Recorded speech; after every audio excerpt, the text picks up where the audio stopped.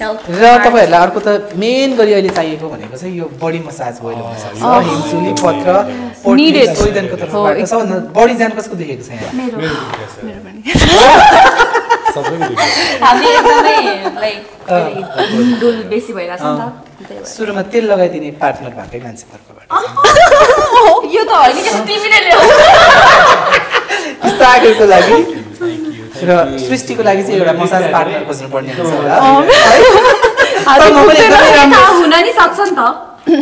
त्यो सृष्टि त्यस्तो झुट बोल्ने मान्छे ए म चाहिँ अब एकदमै इमानमा बचेकी बाँचिरहेकी चेकी हुन् मलाई एकदम निकै उठ्यो सृष्टिलाई म तिमीलाई मसाज गर्न म गरिदिन्छु बाबा म एकदमै राम्रो मसाज गर्छु तिमी सम्झना गर्ने हो म सृष्टिलाई मैले सागरलाई गर्छु भनेर भने मलाई गर्छु भने नो बाबा तिम्रो बडीमा अधिकार छ होला हैन र